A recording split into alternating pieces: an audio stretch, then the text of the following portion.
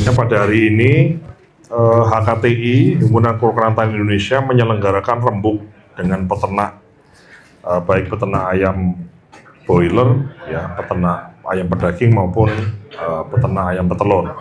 Yang kita mengundang selain memang pengurus HKTI, tapi juga mengundang dari sisi pemerintah, yaitu Kementerian Pertanian. Saya juga bagian dari pemerintah saat ini sebagai Wakil Menteri, Pak Dirjen juga pengurus HKTI sekaligus juga sebagai Dirjen PKH di Kementerian Pertanian, dan Bapak Ibu semua termasuk Pak Singgih dari Pinsar, asosiasi dan lain-lain, termasuk pengusaha perusahaan kita undang semua. Kaitannya adalah kita ini hidup dalam satu atap yang namanya Indonesia. Semua orang tidak boleh ada yang kita rugikan.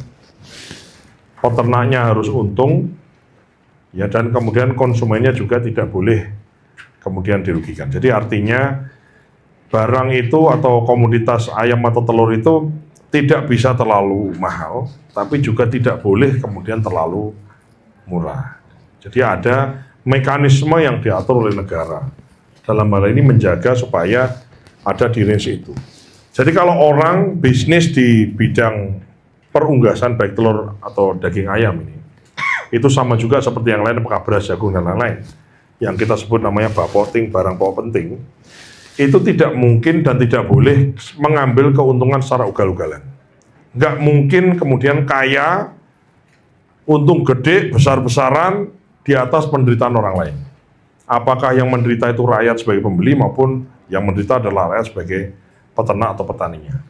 Itu mekanisme yang memang sudah diatur di bagaimana menjamin produsennya juga harus sejahtera dan juga pembelinya tidak boleh rugi. Hari ini kita merespon beberapa persoalan terkait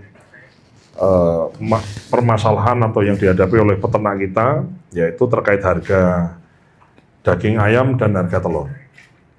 Tadi disepakati bahwa kita banyak ngasih usulan bagaimana supaya makin lama makin baik. Apakah dari suplai bahan baku pakannya, apakah bagaimana subsidi bahan baku pakannya, apakah bagaimana memastikan bahwa tidak ada pengusaha-pengusaha atau tidak ada orang-orang pihak-pihak oknum yang kemudian mencari kesempatan dalam kesulitan dan seterusnya. Secara umum saya bisa sampaikan bahwa salah satu hasil keputusannya adalah mulai tanggal 15 Juli ini nanti harga live bird, ya, harga ayam pedaging di semua peternak gitu.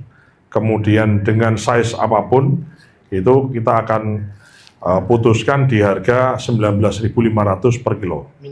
Minimal 19.500 per satu kilo berat hidup live bird.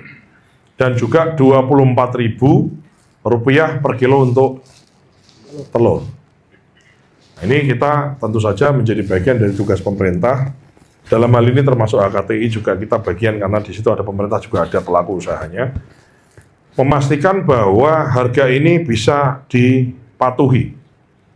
Kalau ini dipatuhi maka akan menaikkan kesejahteraan peternaknya, peternaknya tambah semangat, hidupnya tambah baik, dan memastikan kemudian di harga HET-nya juga disesuaikan, harga HET-nya juga kemudian konsumen atau pedagang di tahap akhir itu kemudian menjual dengan sesuai dengan harga HET. Sehingga intinya adalah bagaimana sektor peternakan ini efisien dari produksinya, efisien dari distribusinya, sehingga gap antara HPP dan HET-nya itu jangan terlalu besar, ya, sehingga tidak banyak yang dirugikan. Itu kemudian lain-lain, selain itu juga ada beberapa usulan yang kita exercise, apakah mekanisme terkait pakan, apakah mekanisme terkait perlindungan, apakah mekanisme terkait lain-lain, termasuk bagaimana Indonesia yang kita ini kalau untuk daging ayam sama telur bukan lagi swasembada, kita ini oversupply. Jadi kita sudah juga mengekspor ke berapa? 15 ya? 11 negara, ya, dan kita akan terus tingkatkan kuantitasnya. Salah satunya adalah market yang besar adalah Arab Saudi, kaitannya untuk umroh dan kebutuhan haji kita yang besar. Nah, ini kita lagi jajaki, harus goal, termasuk juga ke China sebagai market yang besar. Di sana salah satu komoditas dari ayam yang diminati itu adalah ceker ayam. Jadi selain orang Indonesia, ternyata orang China tuh dia makan banyak ceker ayam. Ini bagian dari diplomasi, ya. Jadi kalau misalnya Pak Presiden banyak jumpa dengan banyak tokoh negara atau kepala negara lain, itu salah satunya urusan begini-begini. Ya, urusan bagaimana ngegolkan urusan ekspor komoditas, sarang walet lah, durian lah, ekspor buah lah, ekspor apapun termasuk di dalamnya adalah ekspor komoditas pertanian, peternakan dan juga perikanan kita. Dan kita menyepakati bahwa rapat-rapat yang diinisiasi seperti HKTI seperti hari ini itu kemudian secara berkala kita bisa lakukan. Kaitannya untuk kita mengevaluasi hasil keputusan rapat sebelumnya itu ditagih di rapat selanjutnya sambil kita mengevaluasi melihat apakah ada permasalahan baru yang kemudian harus diris dan kemudian harus diperbaiki kinerjanya ke depan. Saya kira itu mungkin dari saya. Kalau mau ada tambahan mungkin Pak Dirjen atau Pak Cecep bisa nambahi. Oke, cukup, mantap. Oke, terima kasih. Pak, kalau sebenarnya penurunan harga di tingkat peternak itu kenapa sih, Pak? Yuk Pak Dirjen aja, biar yang ini. Ya. Lola ngomong dari tadi. Terkait dengan penurunan harga tentu ini terkait supply dan demand dan banyak juga penyebabnya, tetapi keseimbangan supply dan demand ini yang terganggu sehingga pada saat supply kita melimpah, demandnya turun, ya tentu harganya juga menjadi turun.